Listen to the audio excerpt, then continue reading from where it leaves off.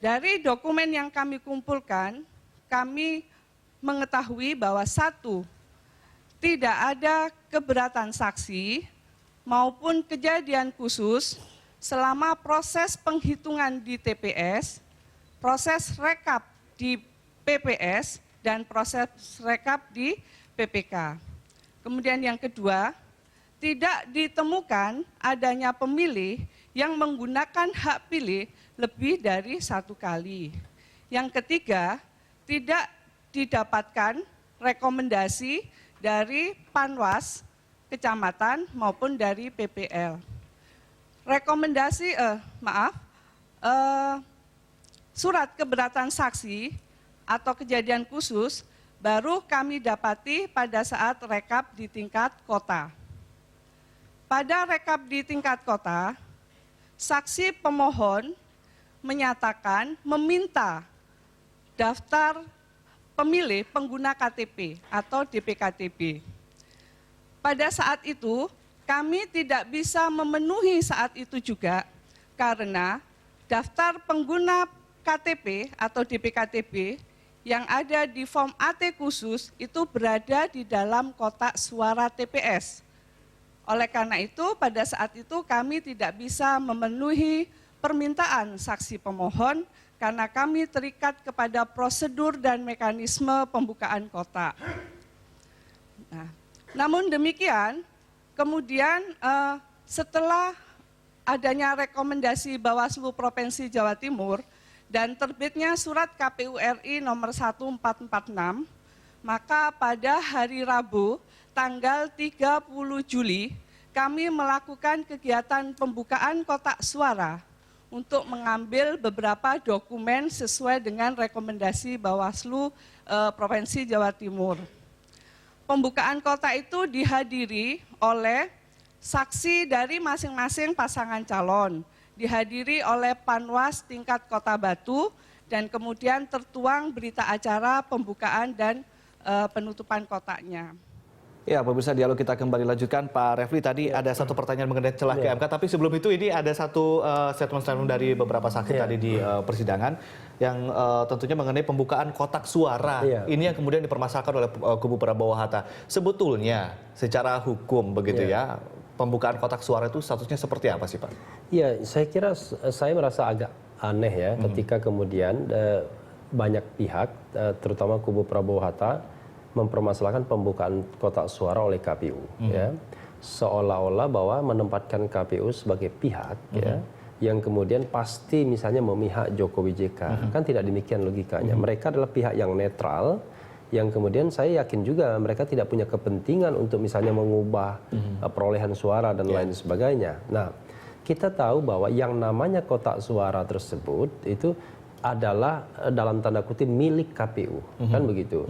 Jadi sebagai penyelenggara pemilu, KPU itu diberikan kewajiban untuk memelihara, untuk menjaga kotak suara dan lain sebagainya. Tapi dibenarkan dalam undang-undang. Ya, pertanyaannya adalah mengapa kotak suara itu perlu disegel? Karena kotak suara itu berjalan dari TPS ke PPS, PPS, PPK dan lain sebagainya. Pada zaman pemilu-pemilu yang lalu, zaman Orde Baru misalnya, sering sekali yang namanya kotak suara itu di tengah jalan dibuka, dibongkar, lalu kemudian dicoblos sendiri, lalu kemudian dimasukkan lagi. Nah, makanya kemudian untuk menjaga itu ada istilah segel, ya. Dan ini tidak bisa diibaratkan kata pengacara Prabowo Hatta misalnya police line, ya. Ini bukan police line atau semacam segel seperti tindak pidana, tapi ini pengamanan, ya, agar kemudian tidak ada oknum yang bisa membuka kotak suara, dan kalaupun membuka kotak suara akan ketahuan, kecuali tentu penyelenggara pemilu itu sendiri. Tapi dengan tata cara. Nah, sekarang pembukaan kotak suara itu kan direkomendasikan dengan surat edaran oleh KPU, ya. Berdasarkan itulah ada rekomendasi dari Panwaslu dan juga Bawaslu katanya. Ada rekomendasi juga. Nah, dengan dasar itulah kemudian kotak suara mereka berani buka. Dan sudah ada presidennya dalam Pileg 2014 kemarin, di mana pembukaan kotak suara itu tidak dipersoalkan. Dan pembukaan kotak suara itu diperlukan untuk menjawab, ya, menjawab klaim KPU, klaim pemohon dengan data yang sesungguhnya. Karena kalau seandainya yang dipersoalkan itu adalah perolehan suara di PKTB misalnya, itu adanya kan di kotak suara. Nah, Tetapi setelah ada putusan MK, ya penetapan MK, maka pembukaan kotak suara tetap dibolehkan, tapi dengan prosedur harus mengundang semua pihak. Nah, tetapi kemudian diplesetkan, berarti kemarin tidak sah. Ada plesetannya ya? Ya, kemarin tidak sah. Bukan begitu cara berpikirnya, bahwa kalau kemarin dinyatakan tidak sah, tentu MK akan melarang membuka kotak suara itu. Intinya adalah kalau dulu sah, sekarang juga sah. Cuman bedanya, sekarang prosedur pembukaan kotak suara itu harus melibatkan para pihak yang sesungguhnya secara substantif itu sudah dilakukan sebelumnya. Syarat-syarat sudah terpenuhi begitu MK ya? kemudian melakukan penetapan agar kemudian ada keseragaman dalam proses pembukaan kotak suara. Dan sekali lagi, yang pidana itu kalau seandainya KPU mengubah isi kotak suara. Misalnya mengubah perolehan angkanya.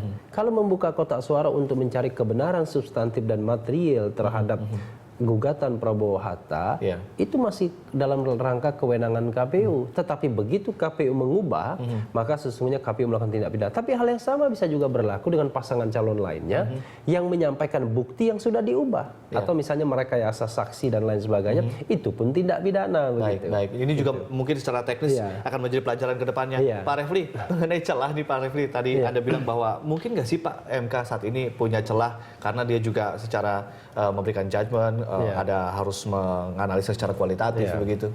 Iya, saya sebenarnya agak sedikit was-was ya. Saya menginginkan bahwa proses pemilu ini segera berakhir dan kemudian saya kira kemenangan Jokowi was-was dan lelah ya Pak ya? Iya, kemenangan Jokowi dan JK itu sebenarnya sudah sah. Sejak 9 Juli sudah terkonfirmasi sesungguhnya. Tetapi kan memang tidak apa-apa ada kanalisasi politik. Nah, masalahnya adalah di MK ini kan tidak hanya sisi kuantitatif saja yang dipersoalkan, tapi sisi kualitatif. Kalau kuantitatif gampang. Kalau misalnya Jokowi JK kemudian atau Prabowo Hatta mengatakan bahwa mereka unggul sekian persen, tinggal dibuktikan saja dengan alat-alat bukti yang ada ya, terutama data-data perolehan suara. Tapi kalau yang kualitatif ini, bahwa telah terjadi kecurangan yang bersifat TSM atau pelanggaran-pelanggaran administrasi yang indikator-indikatornya menurut sebagian pengamat bahwa harus dia lakukan pemungutan suara ulang, jangan ada toleransi terhadap pelanggaran-pelanggaran yang walaupun bersifat administratif.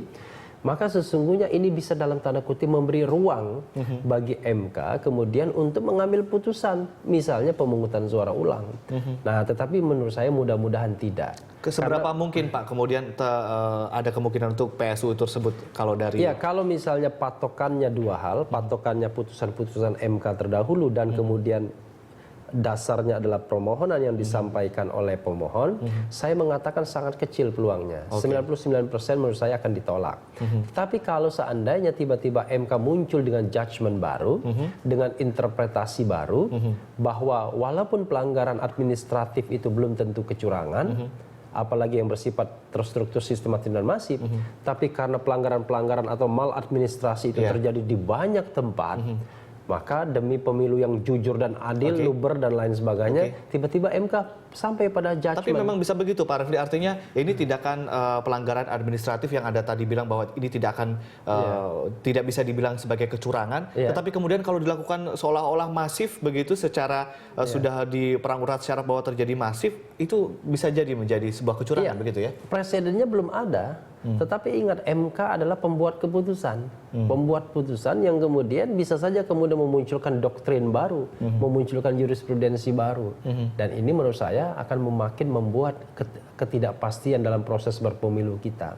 Karena pada masa dulu ya, ketika masih ada Akil Mukhtar di sana, hal-hal yang sifatnya kualitatif ini justru digunakan untuk alat negosiasi.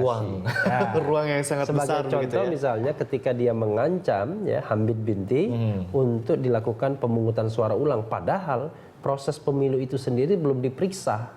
Nah, jadi hal-hal yang sifatnya kualitatif itu seperti pedang bermata dua. Di satu sisi dia merupakan sarana ya bagi MK untuk menggapai keadilan substantif, tapi di sisi lain dia bisa menjadi ruang negosiasi bagi hakim-hakim yang dan bisa menghasilkan keputusan-keputusan yang sangat-sangat subjektif dan bisa ditunggangi. Iya, dan kontroversial. Tapi mudah-mudahan karena ini Pilpres, MK tidak sampai ke arah sana. Menurut saya terlalu spekulatif kalau MK kemudian mengarahkan ini pada pemungutan suara ulang hanya berdasarkan hal-hal yang sifatnya kesalahan administratif Baik. yang belum tentu merupakan kesalahan dan kecurangan Iya. dari pihak pemenang. Tapi Pak Refli, kita sudah sampai pada saatnya Iya. untuk break. Iya, Kita break oke. sejenak. Iya.